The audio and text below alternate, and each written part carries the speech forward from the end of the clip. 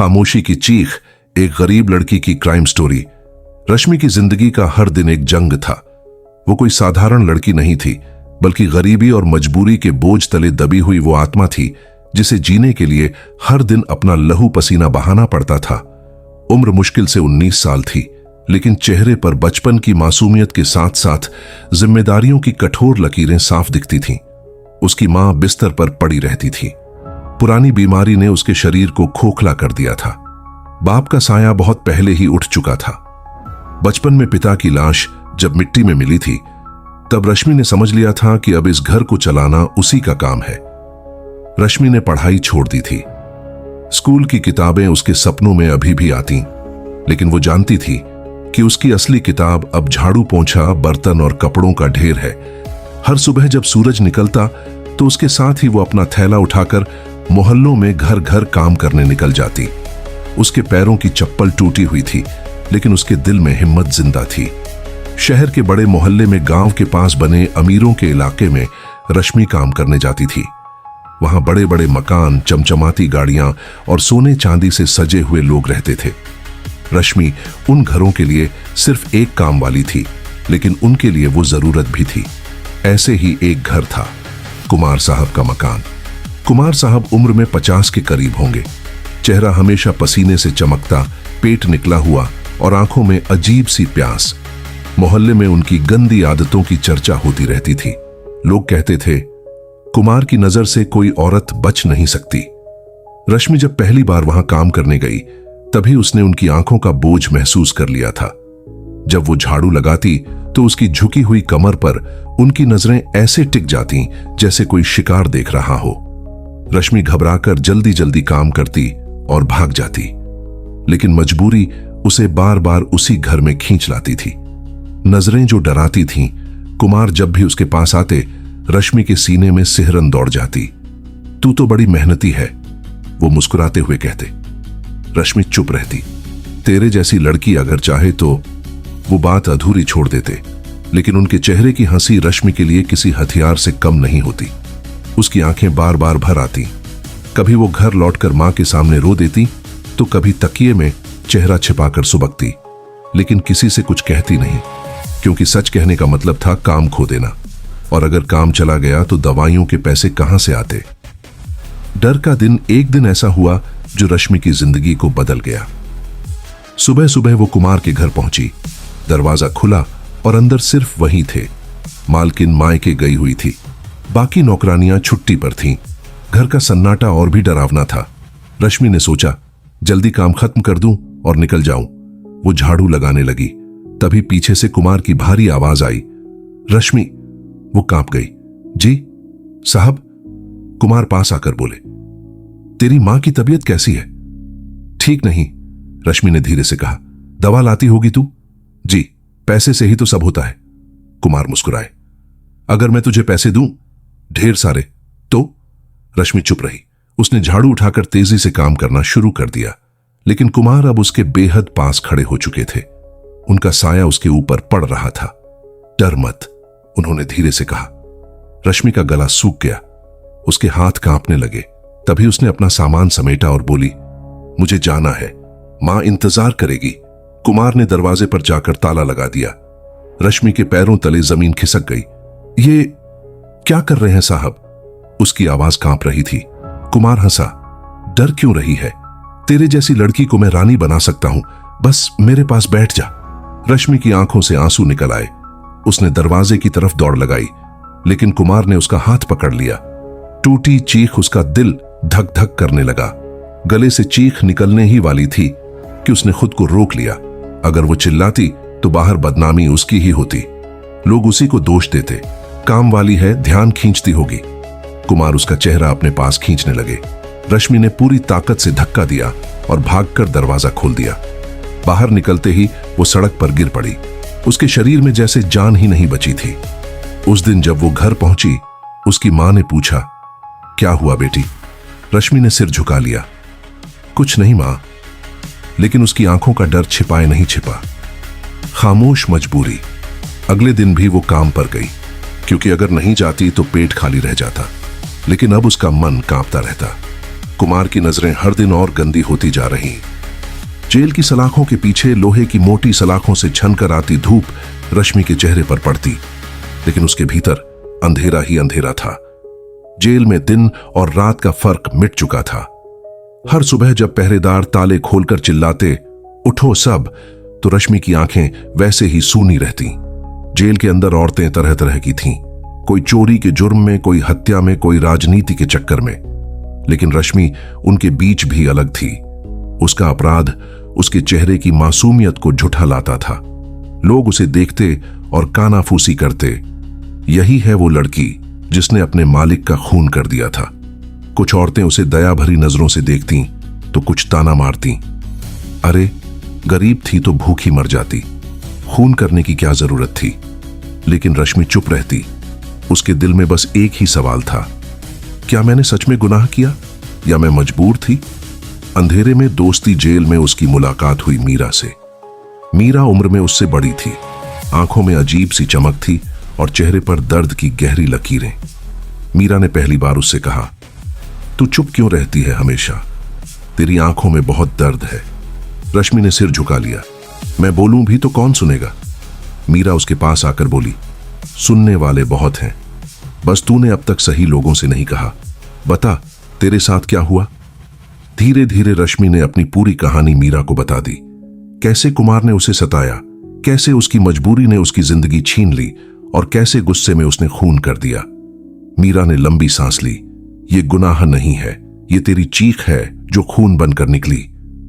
उस दिन से मीरा उसकी दोस्त बन गई। अंधेरी सच्चाई। मीरा खुद भी अपराध की शिकार थी। उसने बताया, मुझे मेरे ही शौहर ने बेच दिया था। जब मैंने इनकार किया तो उसने मुझे जहर देने की कोशिश की, बच गई तो मैंने उसी की गर्दन दबा दी। अब देख यहां उम्र कैद काट रही हूं। रश्मि की आंखें भर आईं। उसे पहली बार लगा कि वो अकेली नहीं है। औरतों की ये दुनिया सलाखों के पीछे भी उसी दर्द से भरी थी जो बाहर की दीवारों के पार है। जेल का नया मोड़ दिन बीतते गए। रश्मि जेल में काम करती, खाना बनाती और कभी कभी मीरा के साथ बैठकर बातें करती, लेकिन उसकी मासूमियत और खूबसूरती जेल के अंधेरे में भी छिपी नहीं रही। एक दिन जेलर शेखावत की नजर उस पर पड़ी। वो आदमी दिखने में सख्त था, लेकिन उसकी आंखें कुमार जैसी थीं। वो रश्मि को घूरने लगा। तेरा नाम रश्मि है ना? उसने पूछा। जी। तू बहुत चुप रहती है। रश्मि ने कुछ नहीं कहा, लेकिन उसके दिल में फिर वही डर लौट आया। कुछ दिनों बाद शेखावत ने उसे अपने ऑफिस में बुलवाया। तू बाकी कैदियों जैसी नहीं है, मेहनती है, सीधी सादी है। अगर चाह ले तो तेरी सजा कम करवाई जा सकती है। रश्मि समझ गई कि यह लालच उसी रास्ते की शुरुआत है। उसकी आंखों के सामने कुमार का चेहरा घूम गया। उसने तुरंत सिर झुका लिया। मैं अपनी सजा काट लूंगी, लेकिन कोई सौदा नहीं करूंगी। शेखावत हंसा। देखते हैं कितने दिन टिक पाती है। भीतर का तूफान। रश्मि फिर डर के साए में जीने लगी। सलाखों के पीछे भी वही खेल दोहराया जा रहा था जो बाहर हुआ था। हर रात उसे लगता कोई उसके पास आ जाएगा। मीरा ने उसे ढांढस बंधाया, डर मत, तेरे साथ मैं हूं।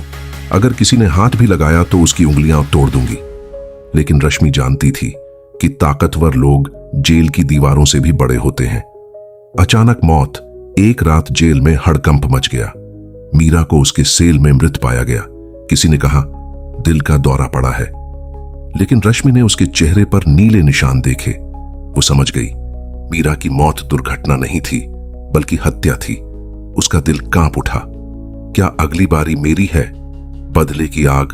मीरा की मौत ने रश्मि को बदल दिया। अब उसके दिल में डर नहीं, आग जल रही थी। वो जानती थी कि अगर वो चुप रही तो उसकी भी लाश इसी जेल में गिरेगी। उसने कसम खाई, अब मैं खामोश नहीं रहूंगी। नई योजना। रश्मि ने धीरे धीरे बाकी औरतों से बातें करना शुरू किया। सबके पास अपने अपने जख्म थे, सबको दबाया गया था।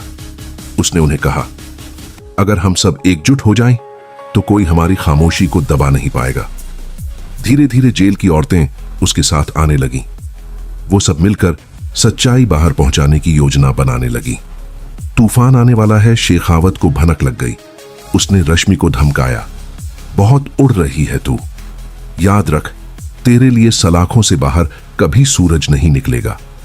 लेकिन रश्मि अब डरने वाली नहीं थी। उसकी आंखों में वही चमक थी जो एक औरत की आत्मा को जबरन कुचलने के बाद पैदा होती है। आग भीतर जल रही थी।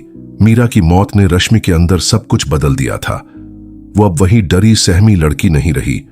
उसकी आंखों में अब एक आग जल रही थी, ऐसी आग जो खामोशी को चीख में बदल सकती थी। उसने बाकी औरतों को इकट्ठा किया। जेल के कोने में जहां पहरेदार की नजर कम पड़ती थी, सब औरतें इकट्ठा होकर बैठीं। रश्मि ने फुसफुसाकर कहा, हम सबके साथ गलत हुआ है। हमें यहां कैदी बनाकर रखा गया है, लेकिन हमारी औरत होने की मजबूरी का फायदा उठाया जा रहा है। अगर हम चुप रहे तो हम भी मीरा की तरह मारी जाएंगी। औरतों की आंखों में डर था, लेकिन साथ ही गुस्सा भी। एक ने कहा, पर हम करेंगे क्या? हथियार तो है नहीं, ताकत तो है नहीं। रश्मि ने जमीन पर मुट्ठी मारी।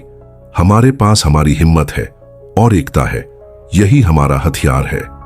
जेलर का खौफ जेलर शेखावत और उसके आदमी कैदियों को अक्सर डराते धमकाते थे। कभी रात में किसी औरत को उठा ले जाते तो कभी मारपीट करते। सब जानती थीं, पर किसी के पास हिम्मत नहीं थी। रश्मि ने तय किया, अब यह खेल खत्म करना है। पहला वार एक रात पहरेदार आया और उसने एक औरत को जबरन खींचकर बाहर ले जाने की कोशिश की। तभी बाकी औरतें जो पहले से तय कर चुकी थीं, उसके सामने आकर खड़ी हो गईं। रश्मि ने झाड़ू की टूटी लकड़ी उठाकर पहरेदार पर तान दी। आज अगर किसी को हाथ लगाया तो ये लकड़ी तेरे गले में घुसेगी। पहरेदार हक्का बक्का रह गया। बाकी औरतें भी चिल्लाने लगीं। पूरा बैरक शोर से गूंज उठा। ये पहली बार था जब औरतों ने खुलकर विरोध किया। खून की गंध शेखावत को खबर मिली। वो गुस्से से तमातमाता हुआ आया। कौन है जो यहां दंगा फैला रहा है? रश्मि आगे बढ़कर बोली, दंगा नहीं, इंसाफ मांग रही हूं। शेखावत की आंखों में गुस्सा और हवस दोनों तैर रहे थे।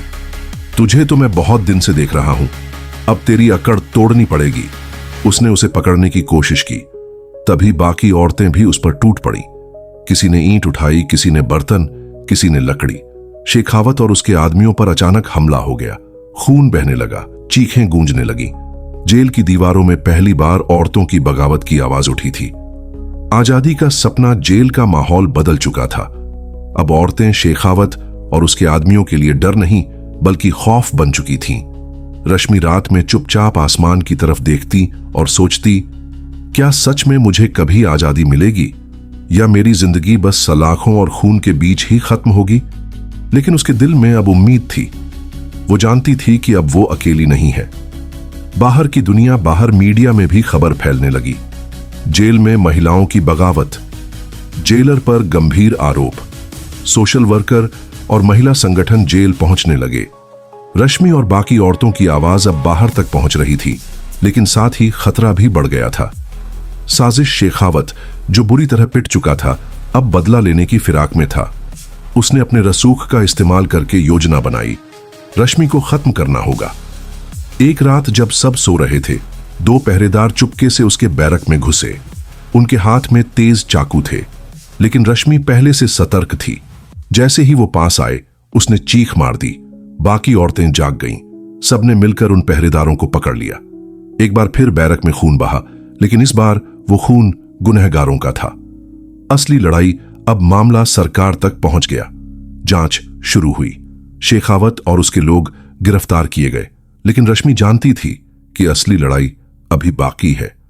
वो सोचती रही, मैं तो लड़ रही हूं, लेकिन कितनी और रश्मियां हैं बाहर जो हर दिन ऐसे ही मर रही हैं, चीख रही हैं, और कोई उनकी आवाज नहीं सुन रहा।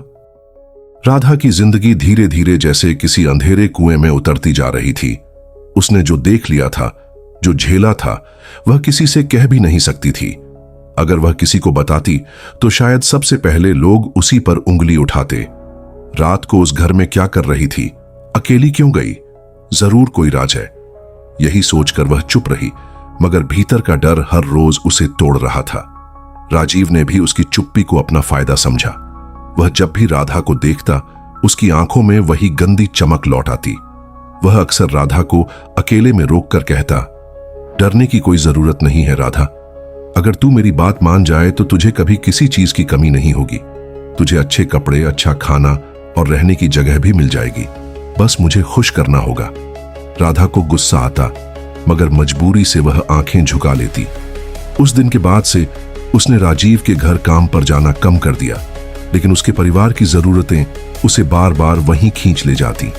मां बीमार रहती थी, छोटे भाई बहनों की पढ़ाई का खर्च था और उसके बाप ने शराब पी पी कर सब कुछ बर्बाद कर दिया था। ऐसे हालात में उसके पास कमाने का ही एक रास्ता बचा था, लेकिन राजीव का खौफ अब हर वक्त उसके सिर पर था।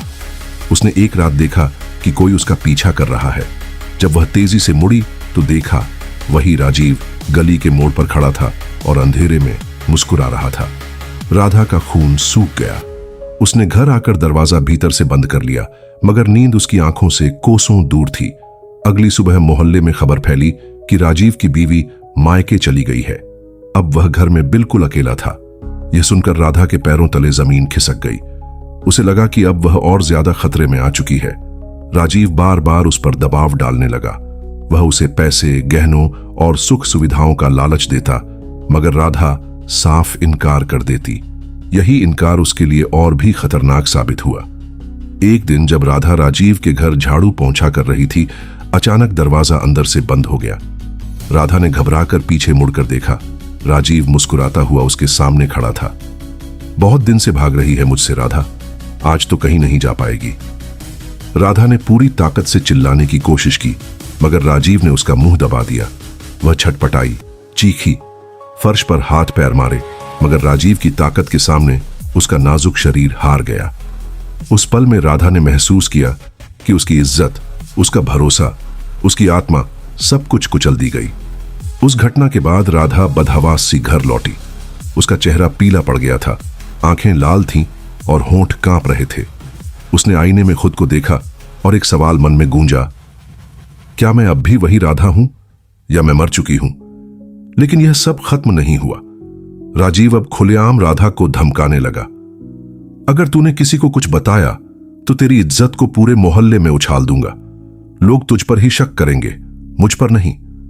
राधा रोज मर रही थी। हर पल, हर सांस उसके लिए सजा बन गई थी।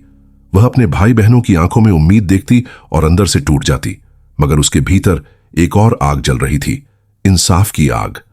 एक दिन उसने तय कर लिया कि अब वह चुप नहीं बैठेगी। उसने साहस जुटाकर थाने जाने की सोची, लेकिन जब वह थाने पहुंची और शिकायत लिखवाने लगी तो दरोगा ने भी उसी नजर से उसे देखा जिस नजर से राजीव देखता था। उसके शब्द तीर की तरह चुभे। लड़की, तूने पहले ही मान क्यों लिया था काम करने का? तूने मना किया होता तो वो कुछ नहीं कर पाता। अब सबूत कहां है तेरे पास? राधा थाने से बाहर निकली तो उसकी आंखों में आंसू नहीं, आग थी।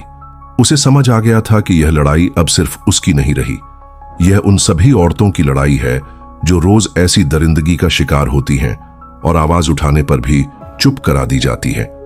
उसने खुद सबूत इकट्ठा करने का निश्चय किया। उसने अपने पुराने मोबाइल में रिकॉर्डिंग चालू कर दी और जब राजीव उसे फिर से धमकाने आया तो उसकी सारी बातें राधा ने कैद कर लीं। कुछ दिनों तक उसने लगातार यह सबूत जमा किए, राजीव की गंदी बातें, उसकी छेड़छाड़, उसकी जबरदस्ती, सब कुछ। अब राधा तैयार थी। वह अकेली नहीं थी। उसने अपनी मोहल्ले की कुछ और औरतों को अपने साथ कर लिया था, जिन्होंने राजीव की हरकतें पहले से देखी थीं, मगर डर के कारण कभी बोली नहीं थी। एक शाम पूरा मोहल्ला इकट्ठा हुआ। राधा ने सबके सामने मोबाइल चलाया और राजीव की आवाज गूंज उठी, तू मेरी होगी राधा, चाहे तुझे पसंद हो या ना हो, वरना तेरी इज्जत मिट्टी में मिला दूंगा। भीड़ सन्न रह गई। लोग गुस्से से राजीव को घूरने लगे। पहली बार उसकी आंखों में डर झलक रहा था। पुलिस भी बुला ली गई और इस बार सबूत और गवाहों के सामने